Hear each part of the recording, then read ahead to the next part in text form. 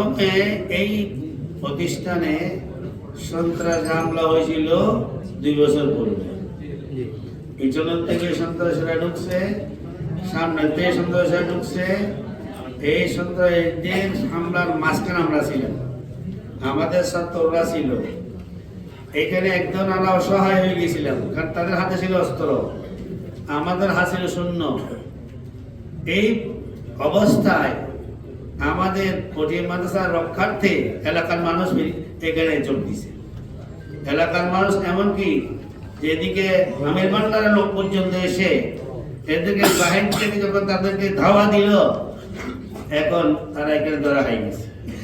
এতে এদের একমাত্র টার্গেট ছিল আমাকে হত্যা করা।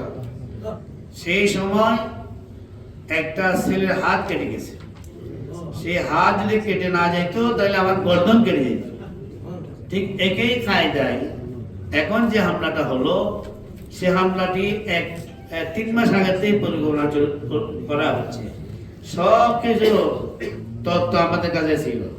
এই তথ্যের প্রেক্ষিতে আমরা যে প্রশাসনকে জানিয়েছি, সব জায়গায় জানিয়েছি। শেষ পর্যন্ত এই হামলার যেটা ধরন ছিল, তাদের লক্ষ্য ছিল আমাকে হত্যা করা।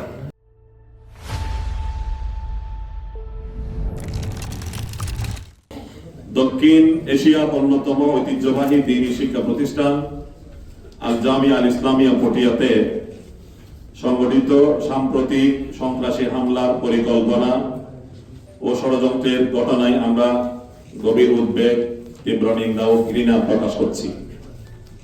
আজ 6 ফেব্রুয়ারি 2026 ইংরেজি ভোর 3টা থেকে 3:30টার মধ্যে সংঘবদ্ধ সন্ত্রাসী চক্র দেশীয় অস্ত্রশস্ত্র সহ জামিয়ার নিরাপত্তা বেষ্টনী তককে অভ্যন্তরে প্রবেশ করে।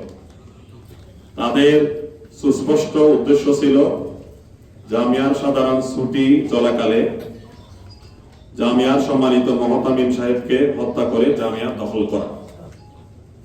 আল্লাহ তাআলার অশেষ রহমত এবং জামিয়ার সচেতন ছাত্র, শিক্ষক ও কর্মচারীদের তাৎক্ষণিক সাহসী ভূমিকার কারণে একটি ভয়াবহ বিপর্যয় থেকে জামিয়া রক্ষা পেয়েছে।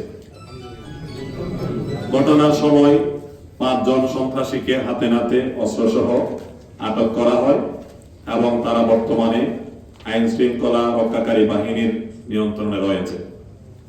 প্রাথমিকভাবে আটককৃতদের পরিচয় নিম্নরূপ: 1 নম্বর আসগর হোসেন, 2 নম্বর নূর হোসাইন, 3 নম্বর আশরাফ, 4 নম্বর সোয়েব জিয়া, 5 নম্বর সাইদ বিন আবুল কালাম।